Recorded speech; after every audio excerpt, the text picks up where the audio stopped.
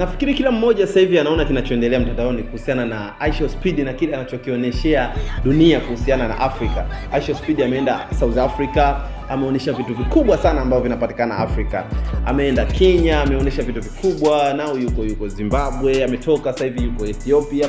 Anaonyesha vitu vikubwa ambavyo Afrika imeendelea, na kuna matokeo au mapokeo mengi sana ya watu ambao sio wa Afrika, hususan wa Amerika, wa Marekani, ambao walikuwa wao wanafikiria Afrika ni sehemu fulani hivi, yani very local, yani ni very uncivilized, yani watu fulani hivi ambao tuko chini sana. Afrika ile ya zamani ya vibanda vya nyasi, yani hatujaendelea, hatuvai nguo, yani bado tunatembea bila ya nguo, tunavaa majani, tunakula vyakula ambavyo havijapikwa. Kwa IShowSpeed hiki anachokionyesha, tunapata feedback nyingi sana za watu ambao wako nje ya Afrika, ambao wenyewe walikuwa wana perceive tofauti sana Afrika juu yao, yani walikuwa na mtazamo tofauti na Afrika, yani kama ni sehemu mbaya sana, na namna wazungu wameweka hiyo propaganda ya kuonesha kwamba Afrika ni sehemu fulani duni zaidi.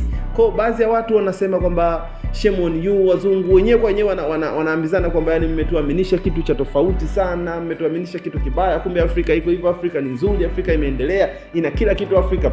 Sasa hii inaweza ikawa ni taarifa nzuri sana kwa wewe Muafrika, na ukapata picha namna gani sisi tunachukuliwa nje ya Afrika na namna gani sisi tunajikandamiza sisi wenyewe.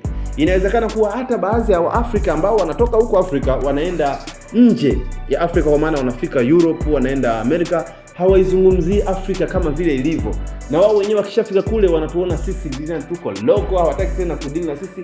Ndio utamuona kila ambaye hayuko Afrika akizungumza kuhusiana na Afrika huwa anazungumza tu ubaya, hawezi kuzungumzia mazuri kuhusiana na sisi. Lakini hata kwa wewe pia ambaye uko hapa Afrika, wengi mnamtazamo kwamba Europe ni bora zaidi, kumeendelea sana Europe, yani kuna kila kitu sawa, na unashindwa kufahamu kwamba namna hii sehemu uliokuepo sasa hivi ndio sehemu ya maisha yako na ndio ulipo. Tunahitaji kufikiria namna gani tunaweza kutoka hapa kusogea juu, na sio sisi tuyatafsiri maendeleo kulingana na watu namna walivyo.